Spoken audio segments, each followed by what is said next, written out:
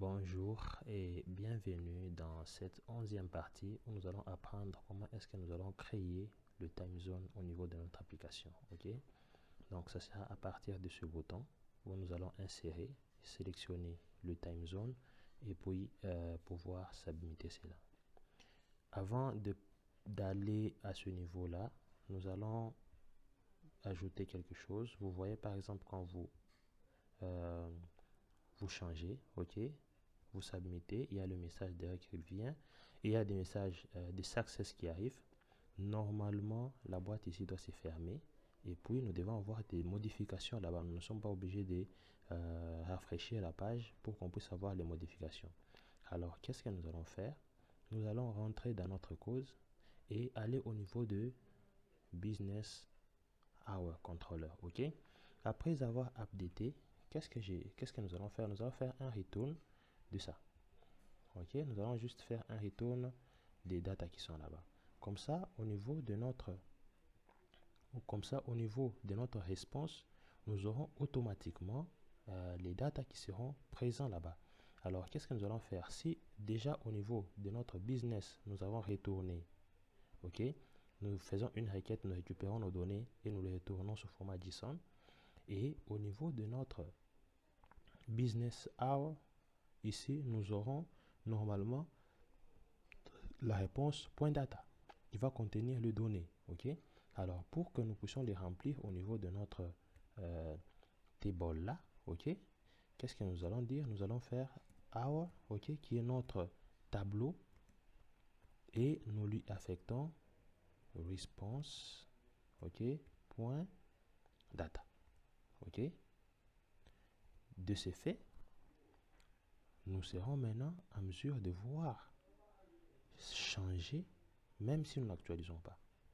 Ok, quand nous changeons là, nous venons et que nous fermons, vous allez voir que ça a changé. Ok, la preuve, nous allons activer et nous submettons et nous venons ici. Vous voyez que automatiquement ça change sans qu'on puisse afficher la page. Alors pour vous montrer que ça a vraiment changé, on peut réactualiser la page et vous allez voir que les données seront toujours les mêmes. Voilà. Alors la suite, c'est de fermer notre modal. Ok, comment est-ce que nous allons fermer notre modal? Nous allons fermer notre modal. Alors, nous allons fermer notre modal. Normalement, nous allons fermer notre modal. Et comme nous le savons en Bootstrap, comment on ferme la modal? On appelle l'ID. Ok, nous allons rentrer sur notre ID. Ça sera ici, c'est Edit Time Zone. Et nous descendons juste là. Au niveau de... Je pense, si je ne me trompe pas, à ce niveau-là. Ok, et puis qu'est-ce que nous faisons?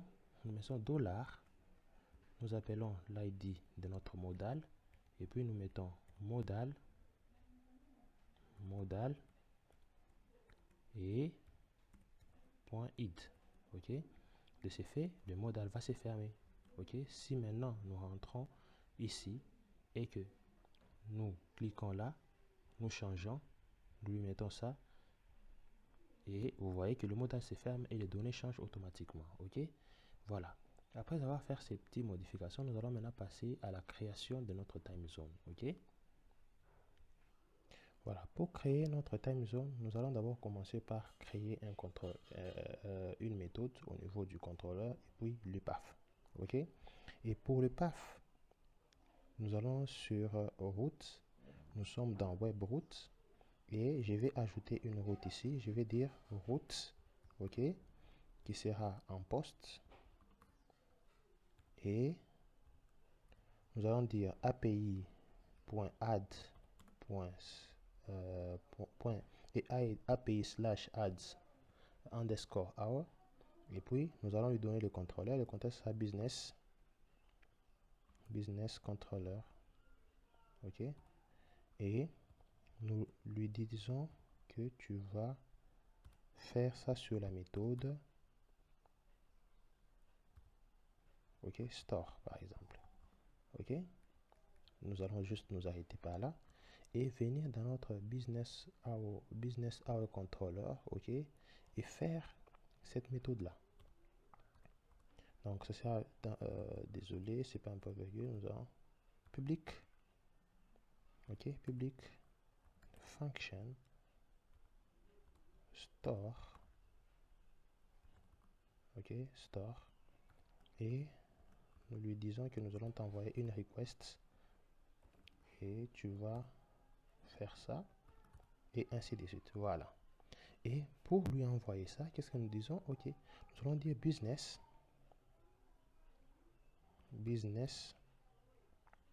hour, 2 points, creates, nous allons lui envoyer les dates. Alors, ce que nous allons lui envoyer, ce sera la même chose ici. Ok, c'est ce que nous allons lui envoyer. Et nous allons faire ça. Voilà. Donc, nous allons créer et lui envoyer tous ces charabia là. Ok, alors, comment maintenant nous allons faire ça au niveau de notre composant? Au niveau de notre composant, nous allons déclarer un objet qui sera add data. Ok, et nous allons lui dire ok, dans add data nous avons besoin de ça. Ok, voilà. Et vous comprenez là où nous sommes en train de partir. Donc à ce niveau, nous allons maintenant lier ça par vModel. Ok, nous allons ici au niveau de add time zone, et nous allons au niveau du business name, nous allons lier ça vModel,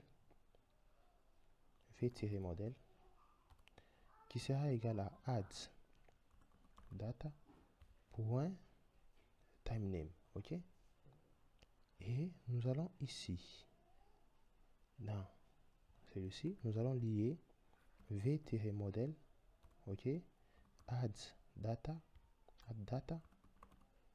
point, ok, time zone. Ok, et nous allons aller ici où il y a le check, nous disons ok, nous allons te lier toi vModel, v-model, nous te lions normalement à add data point status. Voilà. Et après avoir lié ça à ça, vous vous rappelez que ici nous n'utilisons plus ces histoires. Nous allons récupérer juste cette ligne de code que nous avons mis pour remplir les time zones avec ce qui se trouve dans la base de données. Ok, nous allons remplir les time zones avec ce qui se trouve dans la base de données. Alors, nous venons avec ça ici. Nous allons mettre ça. Ok, nous allons mettre ça. Et nous allons aussi faire en sorte, parce que si vous enregistrez et que vous venez à ce niveau-là, vous faites ça, vous voyez que c'est un vide. C'est rempli, mais c'est un vide. Mais moi, je voudrais que select puisse se retrouver là-bas. Alors, ce que je vais faire, je vais venir ici. J'ai dit, OK, je vais te faire un select site. OK, voilà. Alors, là, c'est bon. Je pense que c'est bon. Et, bon, ça, c'est juste ma façon d'écrire ça. Ce n'est pas important. Alors, quand vous allez là-bas, vous cliquez encore, vous allez voir, oh, selected, ça sort, mais ce n'est pas sélectionné. Ok. On va essayer de faire sélectionner ça. Donc, on va essayer de faire sélectionner ça. Donc, il manque quelque chose. Value. Ok. Le value, on le laisse à vide. Voilà. Et quand vous enregistrez, vous arrivez là, vous cliquez, allez, voilà, vous voyez que select est sélectionné maintenant. Voilà. Nous allons devoir continuer maintenant. Étant donné que nous avons déjà lié nos variables ici, notre objet là-bas à nos champs, alors ce que nous allons faire, c'est créer une fonction. Quand on clique dessus, ça va normalement ajouter les données dans la base de données. Alors cette fonction, je vais la créer ici au niveau de submit. Je vais dire click. Ok, click, et je crée submit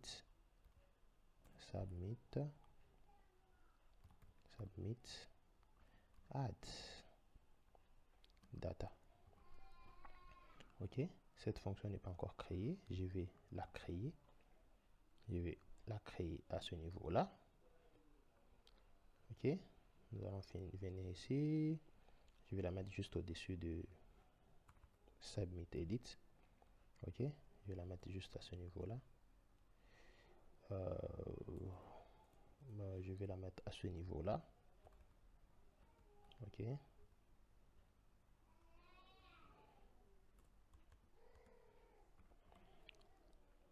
À 5. Ok. Voilà. Qu'est-ce qu'il va faire lui? Il va utiliser seulement cette même API.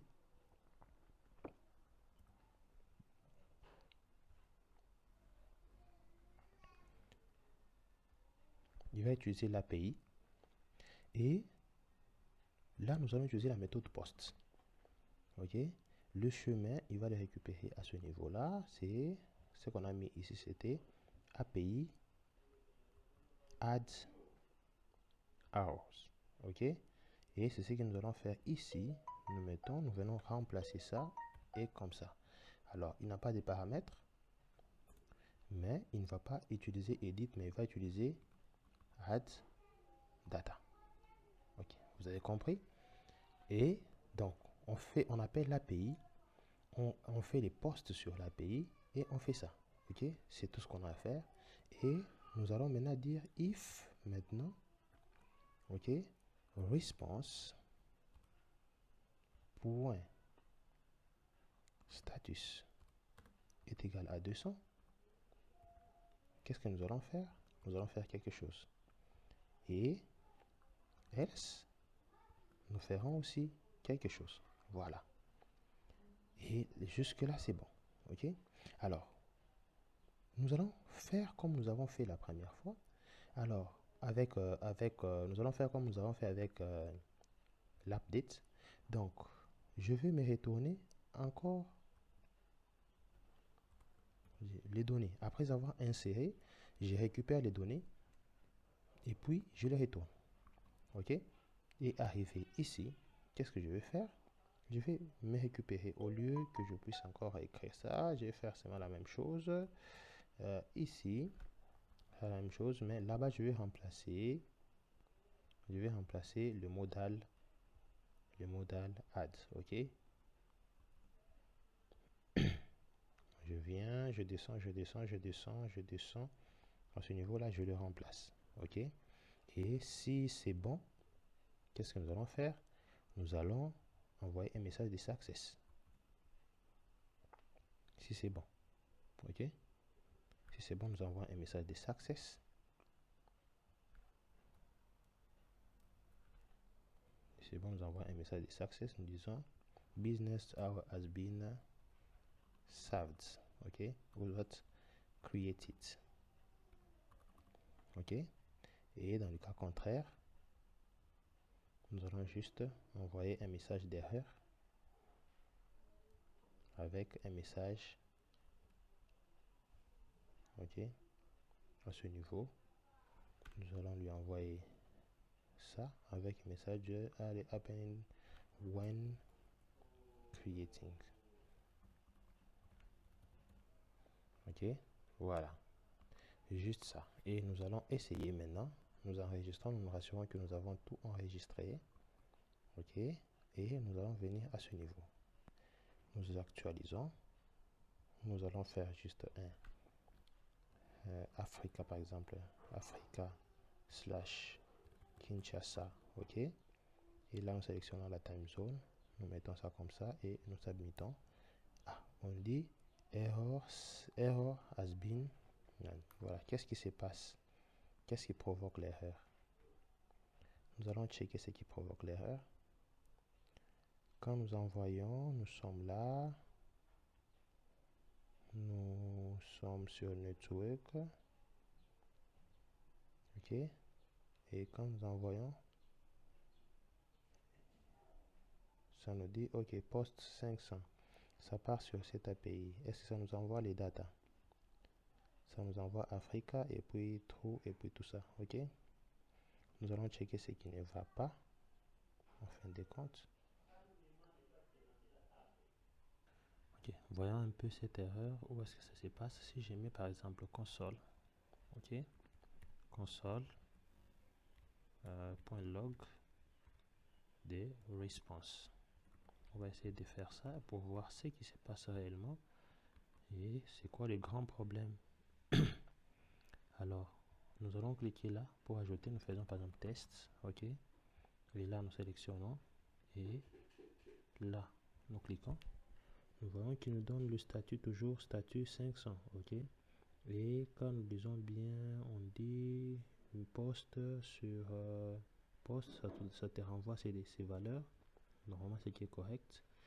Et l'erreur générale, ça te dit, le message, ça te dit general error, ok, 1364 fields, business default does not have a default value, ok. On l'a pas précisé à notre lors de notre requête, ok. Si nous allons sur toi, nous n'avons pas précisé les business default, c'est ça le grand problème. Nous n'avons pas précisé, mais par défaut nous allons essayer de le mettre à un seulement, ok, à 0. Donc c'est le business qui pose problème, ok, c'est le business qui pose problème, et nous venons à ce niveau là, nous le mettons et nous allons normalement mettre ça à 0, ok. Alors nous allons réessayer et voir maintenant ce qui va se passer, ok. Nous venons, nous ajoutons Africa / Kinshasa,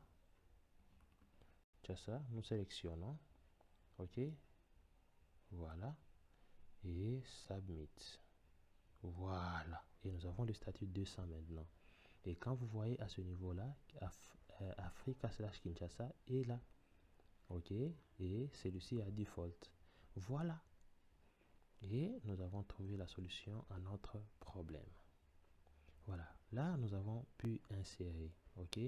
Dans la prochaine vidéo, nous allons travailler sur delete, et ensuite nous travaillerons maintenant sur le problème de validation, ok. Vous voyez à ce niveau-ci par exemple, vous voyez que nous avons toujours les paramètres qui sont toujours à l'intérieur, mais après submit, donc nous devons traiter ces problèmes.